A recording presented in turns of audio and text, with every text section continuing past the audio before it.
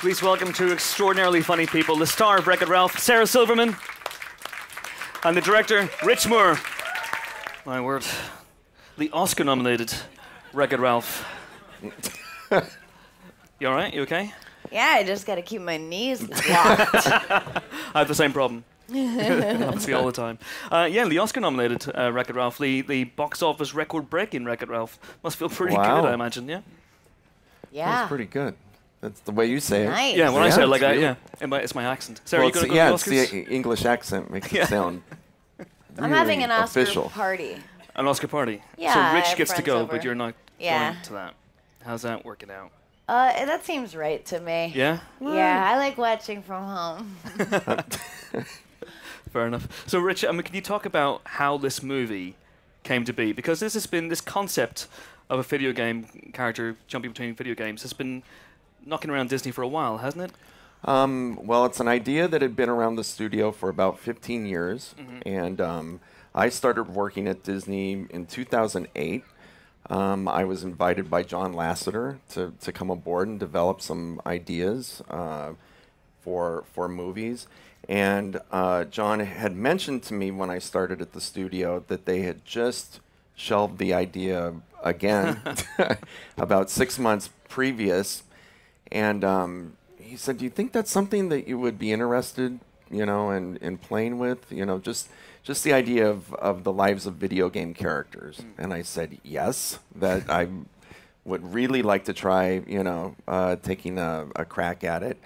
And this idea came about of taking this old school character who, by all appearances, seems very simple, but in his mind, he's struggling with this kind of an existential crisis of who am I and what if I don't like the job I've been programmed to do. And it's really a story of a character, of a man kind of falling out of love with his passion. Yeah. And from that simple concept, John said, this is great, taking this very human story and putting it in the middle of a big, fantastic world of video games. So that was the jumping off point for the film. And it's a wonderful buddy comedy, lovely relationship as well between Ralph and your character, Sarah, who is Vanellope von Schweetz. which is an amazing name, I have to say. Rolls off the tongue. It does, doesn't it? Who is Vanellope von Schweetz when she's at home? She's a 9-year-old girl who, is that what you're asking? Like the character description? It's my accent again, is it? Huh? It's my accent again? Yeah. I thought so. What is that? It's a weird hybrid of Irish and English. Hey, speak English. Yeah, I'm trying. Nice. Vanellope von Schweetz is she's a 9-year-old girl who lives in this racing game, Sugar Rush, and all she wants to do is be able to race with the other kids, and they won't let her because she's a glitch. Yee. A glitch in the system. And then she meets Ralph, and they butt heads, and they realize, like in all great buddy movies, they're not so different after all. And that maybe the medal or the thing that they're looking for, or to be a hero, is inside them. Ah. And, and I think you learn that thing that you think is going to be your glitch or your biggest downfall or your biggest shame of childhood, if you let it, can be your superpower. So do you have a glitch? Have you turned a glitch into a superpower in your life? I did. I was a bedwetter well into my teens. It was humiliating. I had to go to sleepaway camp, every summer, and it was my glitch, but it became my superpower because nothing else was daunting to me beyond that. The thought of doing stand-up and maybe the audience will hate me. Who cares? I've slept night after night in front of other bunkmates in urine-soaked sheets. Yeah, it's not the Holocaust, but it's the next thing down. Just one down. Sorry. Like this. Left. And Rich, what about you? Do you have you had a glitch that you've turned around? A glitch that I've turned around. God, I wish I could tell that bedwetting story, but you I know took it's it. a good You one. can take it if Good you want. one. No, I think that in my life, just growing up, someone with a big imagination, that I was able to really scare myself all the time, like nightmares, and I was really bad at situations of kind of, well, what if I'm on the plane and it crashes? What if it breaks in half? What if it, And I mean, I just had anxiety like you could not believe as a kid, I learned so much about that in therapy. Sorry. Me too. Yeah. Me too. They said that I could awfulize very well. Yeah, we tell ourselves horror stories. Right, and Awful lies. awfulizing a Awful. situation. So,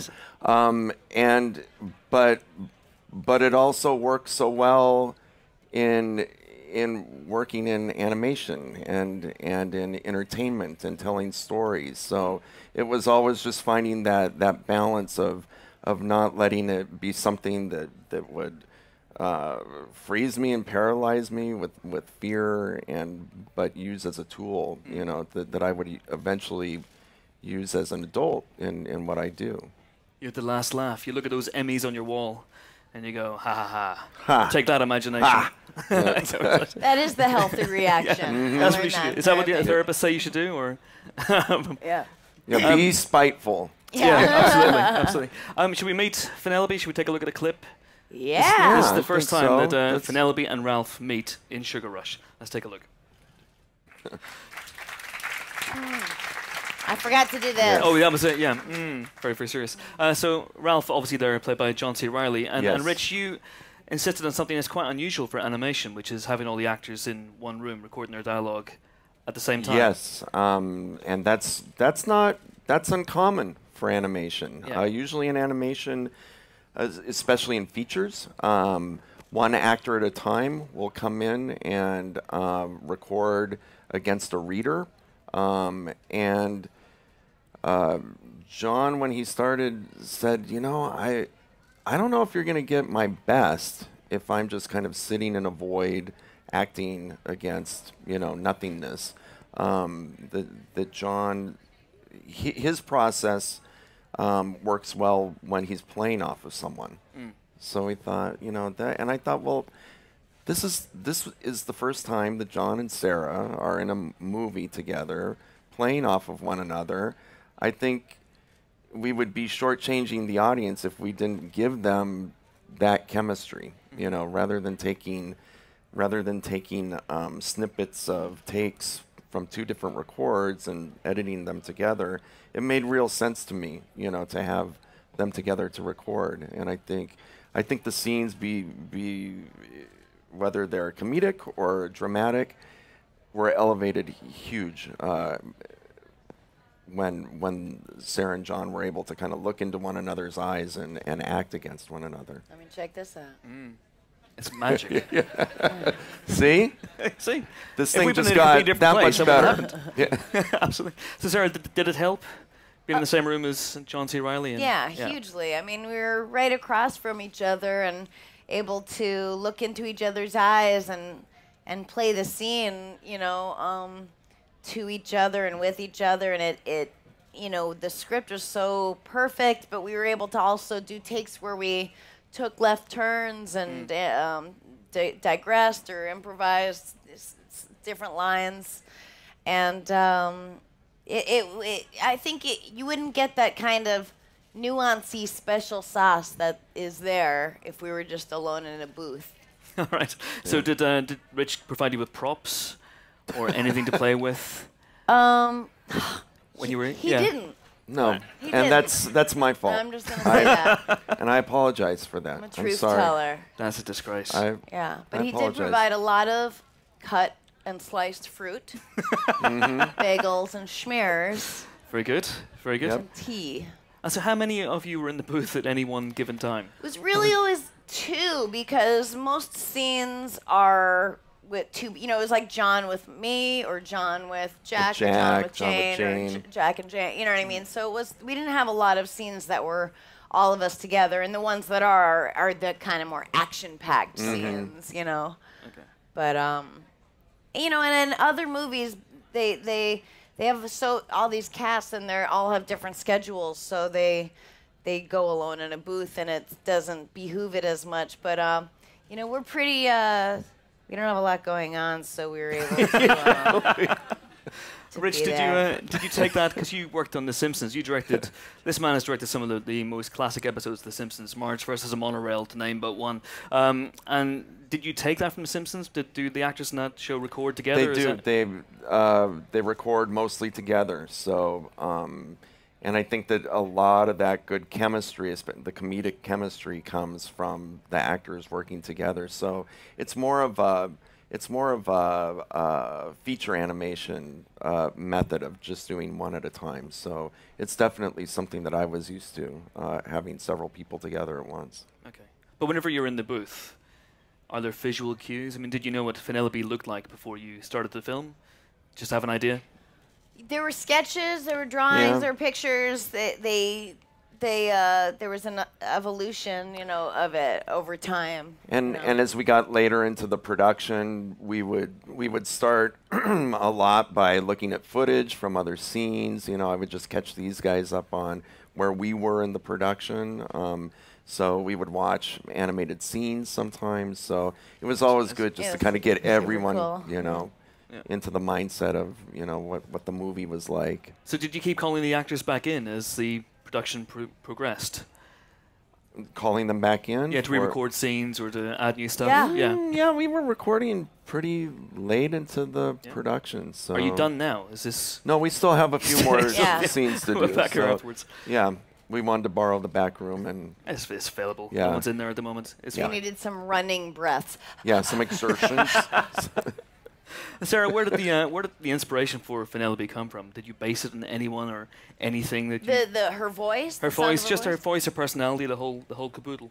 Well, it was in the script. You know, it's like she is so scrappy, and I feel like I know that kid, or that's kind of a inner childish baby I totally forgot to have kind of person that I feel like should have been in my life, or in some way is.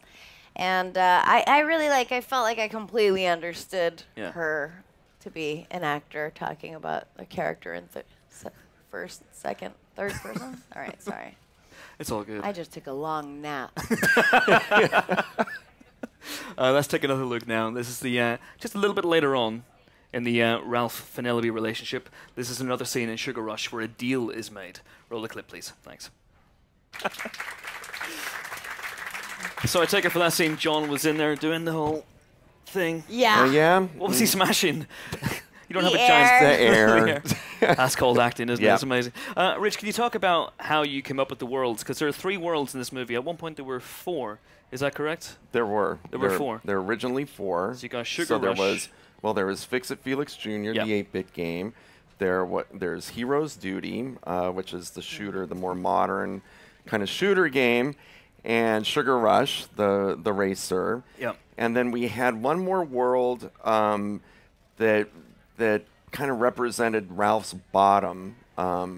After there's a difficult moment between Ralph and Vanellope, and Ralph kind of leaves. He originally went to a world that was kind of half Sims, half Grand Theft Auto, that was called Extreme Easy Living 2. And it was this kind of amoral, lawless type of social gaming world that represented kind of rock bottom for Ralph. But there just wasn't enough time. Yeah. Sequel. So maybe.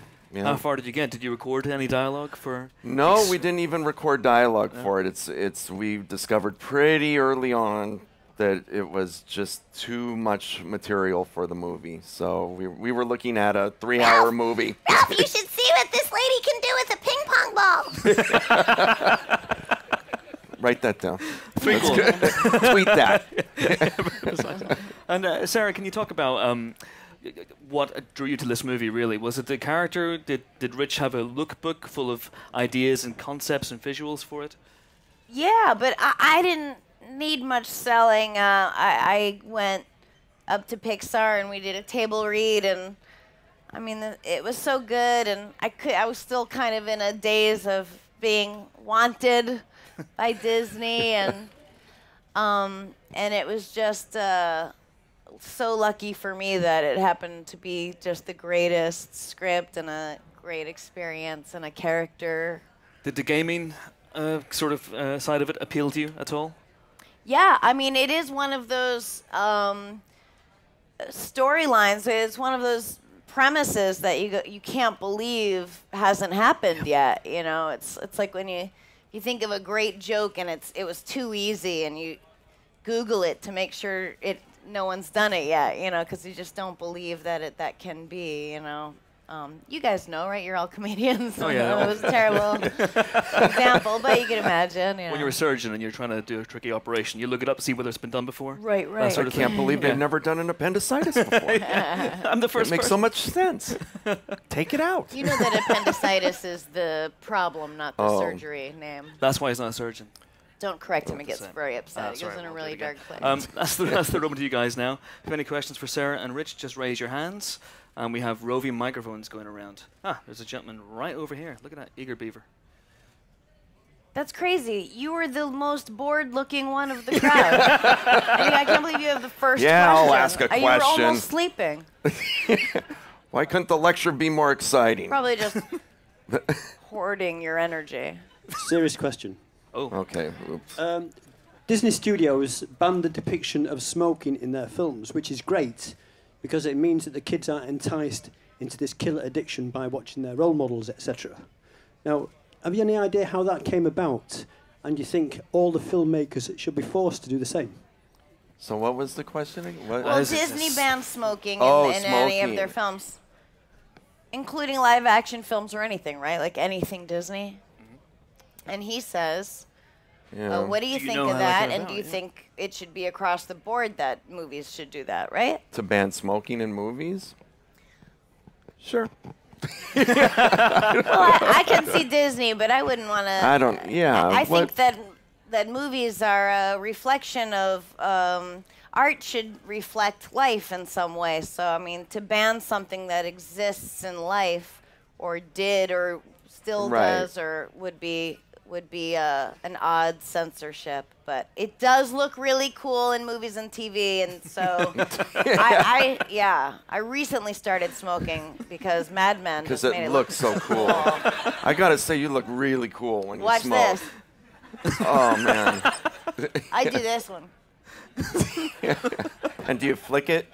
Yeah. Yeah, that's good.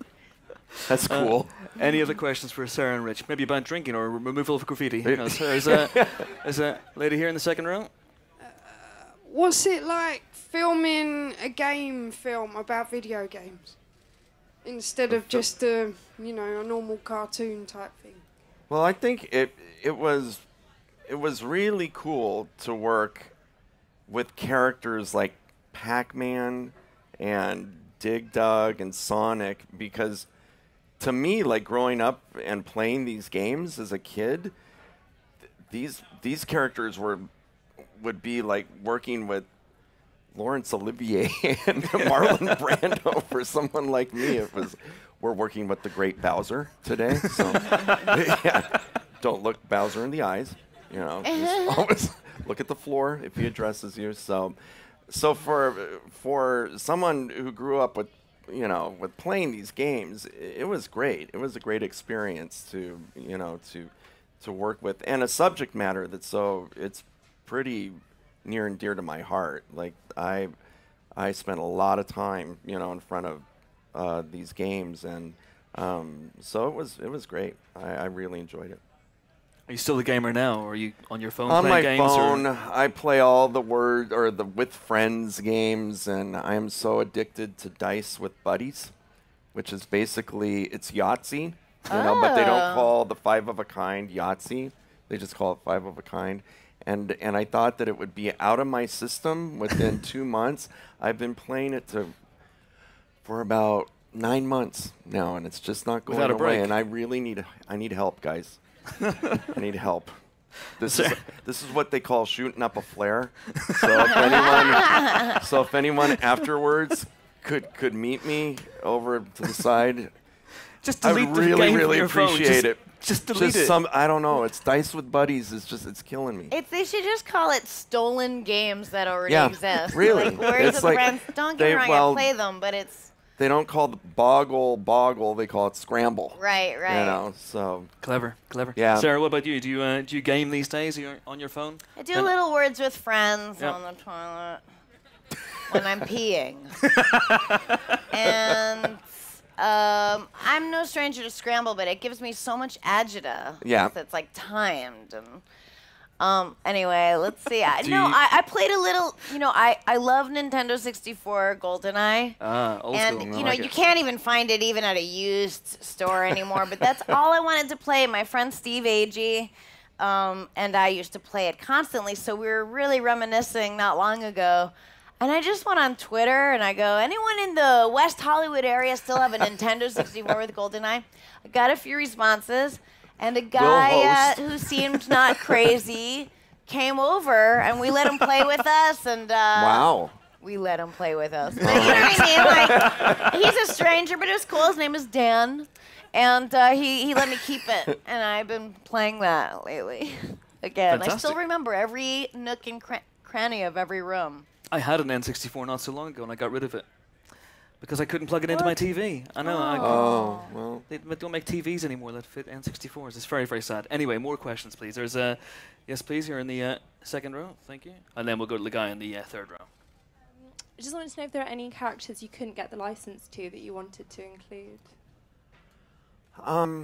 There was a game that I loved playing as a teenager called Dragon's Lair, which was basically a DVD, or no, it was a laser disc inside of a game cabinet, and if you learned,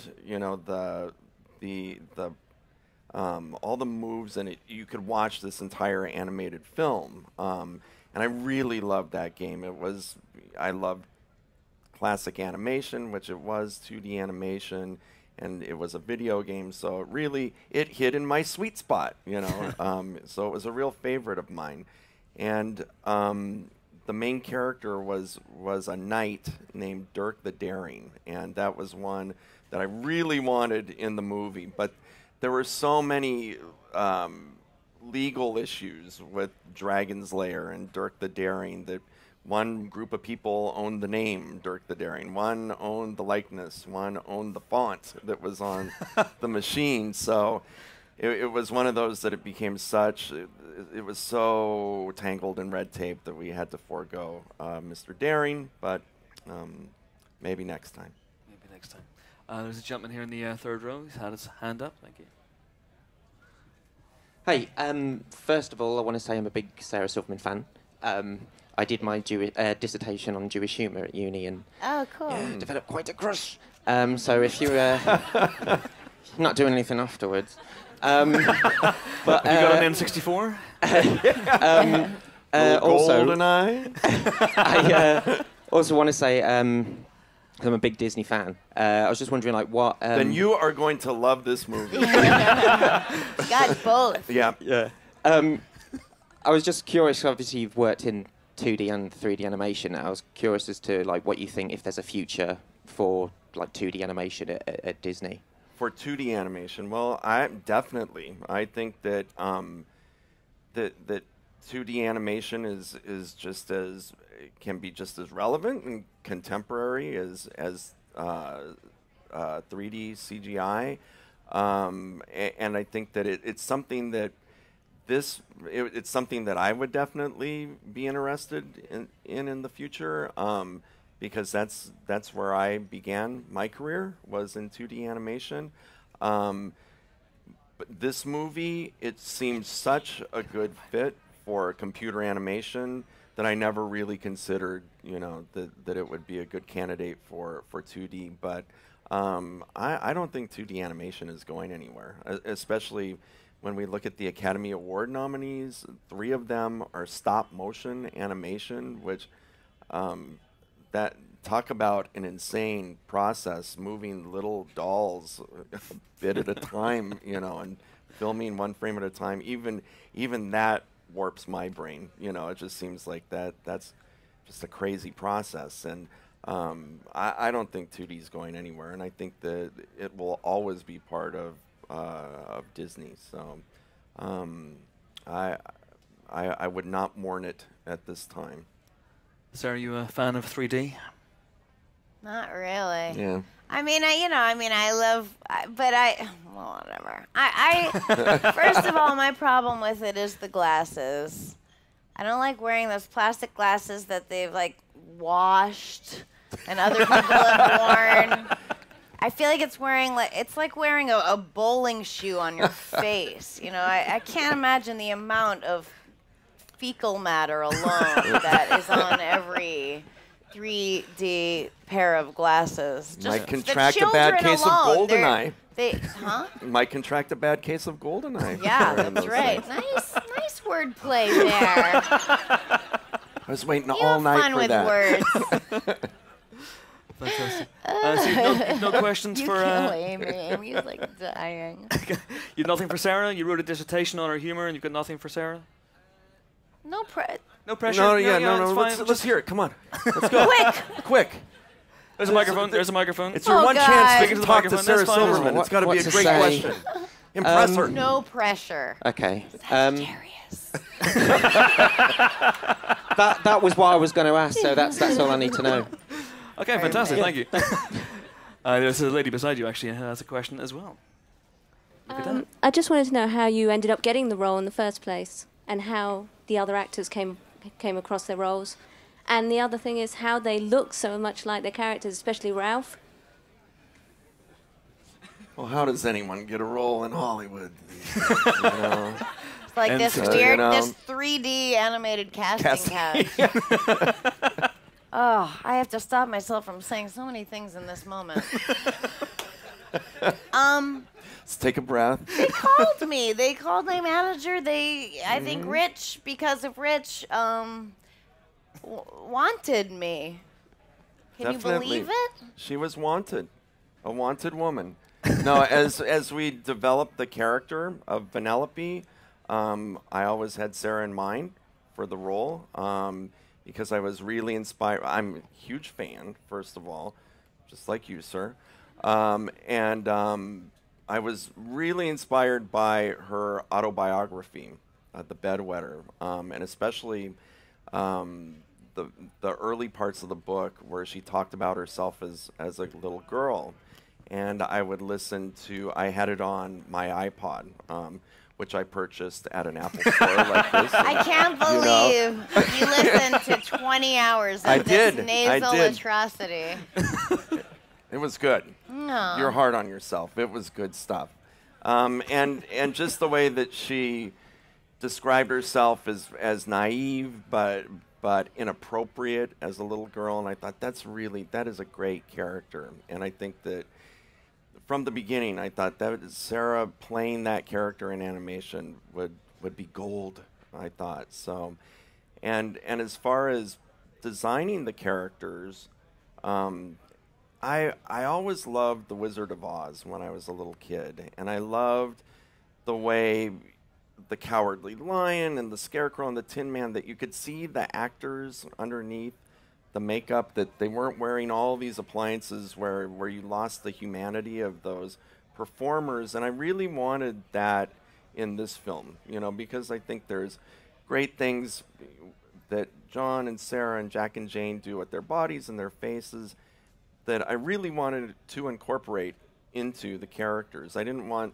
the characters to be caricatures of the actors, but really have some of their attributes. So just in watching that clip with making the deal, like I watch that and I see you and John in it so much, you know, where it kind of transcends these guys and the designs, and it becomes this thing, you know, this third party of these characters that feels so that feels so real to me.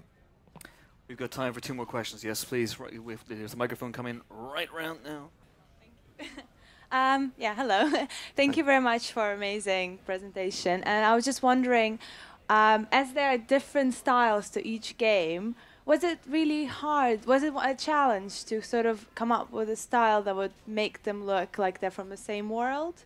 Because like Sonic has such a different style to, for example, I don't know, Tekken or which one other ones. Right. Yeah. Well, right, like in Game Central Station, having all those worlds. And then how much Fix-It Felix Jr. looks different from Hero's Duty, and that was something that he just loves when I say Hero's Duty.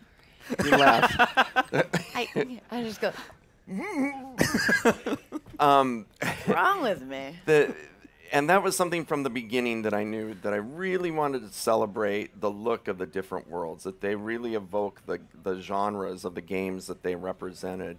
But the challenge was that in animated films, the look and style of the films have this natural want to become of one design, you know. So, and that's just kind of that's just the process of making the movie. So I was the person that was like constantly pushing against the natural order of things and reminding the designers, the animators, the technicians that this one needs that Fix-It Felix Jr. world is square and simple, and Hero's Duty is very realistic and hostile, and Sugar Rush is round and playful and whimsical. And it was a concerted effort to really make those worlds look very different from one another. And I really credit the whole crew, the technicians and the creative crew, that really bought into the vision of the whole thing and fought with me to make it look so unique.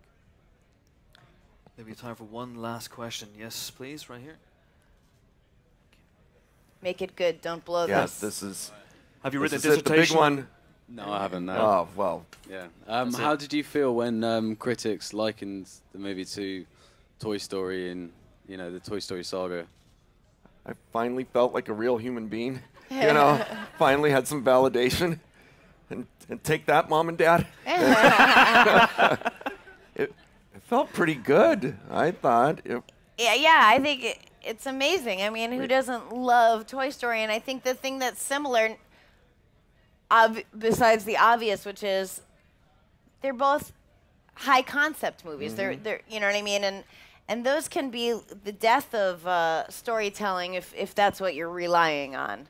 But neither do that because it's Disney and Pixar noted kind of they take time, they take years to create character and story and redo things and jigger things around and make it this soulful, real story with these authentic characters, and that the high concept part of it isn't the substance of it, but this incredible frosting on the cake of this, like, oh, of course I want to see video games after dark. Are you kidding me? So that's a good anscer, right? That's a great answer. Yeah, it really was more question for you, but I felt like I needed my mouth to move. What she said. So is it now sequel time? Are you thinking about Wreck-It Ralph 2? Or That'd be I mean, I'm down for it. I'd have to think about it. Come on. Okay. Come on. Hooray! Do I have your word on it? That's legally binding, by the way. That is. You realize that? Oh my yeah. God. In London. Yeah, sorry about that. Yeah. Yeah. You're now the queen. That's how we do things around here. Whoa. So have you thought about what that could be? Wreck-It Ralph 2? Or maybe Vanellope gets her own spin-off. I'm just throwing ideas out here. Are you guys not hearing women singing? Yeah. No. I think there's so much that we haven't even touched upon in the world of video games, where we could go and just more contemporary games, and we played around with arcade games in this story. I think there's still so much that we could do. I think one element to explore that would be really great would be smoking. And